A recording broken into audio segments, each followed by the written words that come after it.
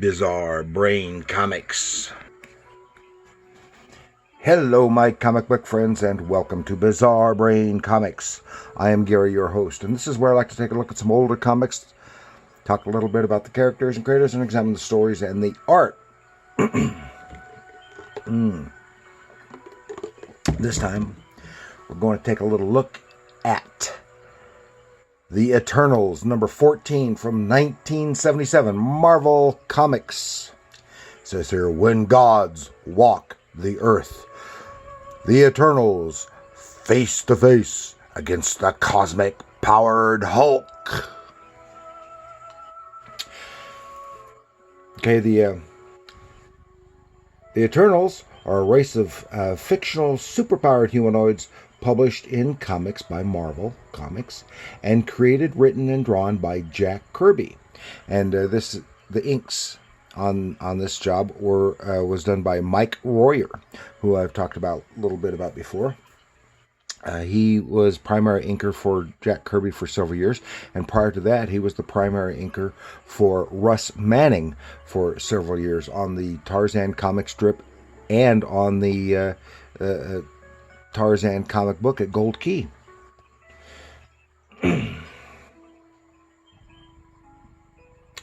And the Eternals first appeared in Eternals number 1, 1976. They are an offshoot of humanity known as Homo Immortalis, created 1,000,000 years ago by the alien beings known as the Celestials, as a force to defend the Earth.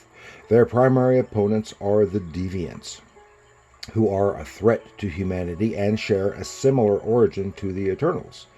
And the Eternals segregate themselves from mortals and are the partial inspiration for the ancient gods due to their extreme powers, despite the fact that in the Marvel Universe those gods do exist.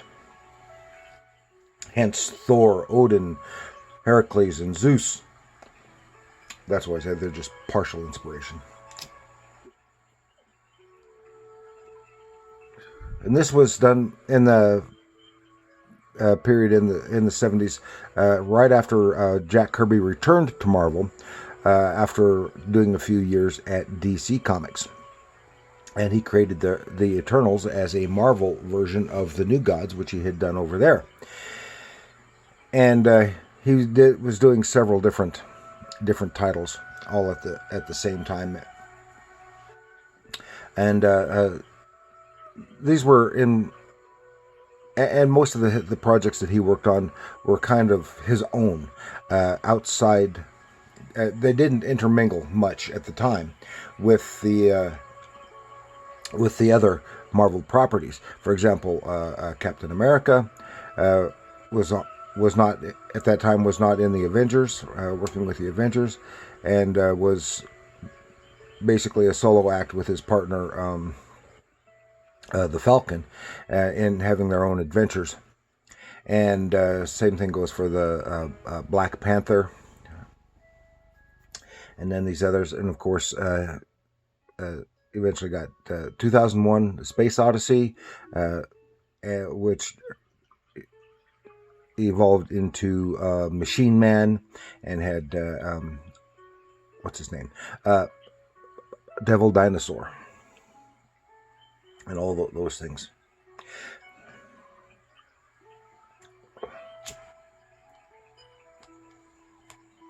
That's why it's kind of a wonder that the Hulk is making an appearance here, right? We'll see. And of course, Kirby, it was his.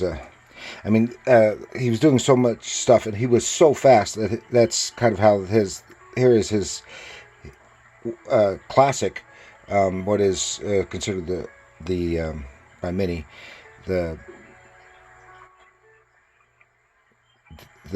epitome of Kirby's art at this time period, because he was doing so much, working so fast, that his style evolved into this way of doing it more swiftly, and kind of with these large bulky figures, and his own type of anatomy. Here it is. The the splash page, Icarus and the Cosmic Powered Hulk. Well, why Cosmic Powered Hulk? Hulk is Gamma Powered, right? Well, let's see. It starts off here. At this college, this is the Maryland Institute of Technology. And this professor is investigating some lights on in one of the labs. He sees some students here. Oh, this big hulking figure. What is it? Threat, and it's the Hulk. Smash, smash, smash. But it's not the Hulk. It turns out to be a robot that they built on their own time. A bunch of brilliant kids, right? That they built on their own time for some kind of halftime display in a football game. They're getting in trouble, and they are instructed to the following day disassemble this monstrosity because it could be a danger. So then we get into the Eternals themselves. You see this weird thing descending. Looks like a brain, a giant brain. It's known as the Unimind, and it has cosmic power. Ooh, and as it's coming back down to Earth, and it's causing havoc with a bunch of machinery, things going, this ship and these cars, and they're just going haywire. Well, it also affected the Hulk robot, activated it. Then we see the Unimind coming into the mountains of Olympia, and the Unimind is the Eternals. They have the ability to have a gestalt. They mentally and physically join together into a single being. And here they are more than the sum of their parts in that form. They have amazing power. And the leader, Zuros, he was the first one to come out of the Gestalt, the Unimind, and all the others are booming out. And they had taken two mortals into the Unimind with them to share this experience, and they're really flabbergasted and stuff. And they have to return to New York. So what's his name? Makari, who is basically their chief engineer, has constructed a ship, and they're going to take them to return them to New York. Meanwhile, that Hulk robot is crashing his way across the countryside, just like the real Hulk, except he has no consideration for life. Smash, smash, smash. Hulk smash, and 4 pages straight of ads there. And then the detectors in the Eternal ship detect the presence of the cosmic power, which is being used by them. So they go to investigate, and they see the devastation and the police fighting this thing. So the Eternals rush to the aid. Smash, smash, smash. Makari is taken out, injured, and the Hulk's about to really do him in, because this robot is cosmic powered, and he's just so much more powerful than just the little robot, or not little, but just than the life-size robot that they had built, which was just an animatronic. Well, then Icarus, who is usually the main hero of the Eternals, rushes to assist Makari, and then the Hulkbot tosses Makari at incredible power and speed right past Icarus, and Cersei uses her powers to save him, while he's being attended to by the 2 mortals who are with them. And then Icarus smashes right into the Hulk. Smash, smash, smash, bang, bang, fight, fight, fight, fight. Great, dynamic Kirby art. Wham, wham. But then it's to the point where Icarus this isn't getting him anywhere.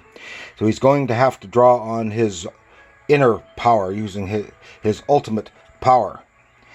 And then you get this blazing massive energy beams coming from his eyes, which is usually the end for the opponent. But it's so draining on Icarus. But that's the end of the book. What? Just next is Disaster Area. Boom. What happened?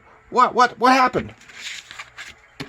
Well, I was never a big Eternals fan, although I enjoy reading them once in a while. But if I were going to read the Eternals, it would be the Kirby period. And I guesstimate that his power did not destroy the robot Hulk, and they continued their fight all through the next issue until somehow they finally do defeat the Hulk, probably to a standstill, and it runs out of cosmic juice and then falls apart. So I don't know. That's just my thought. So that's what I've got this time for the Eternals. And thank you for joining me. Please like, share, subscribe, and do leave a comment. Do you like the Eternals? Did you see the Eternals movie?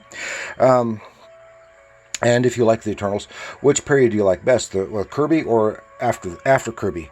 And which of the Eternals characters do you like best?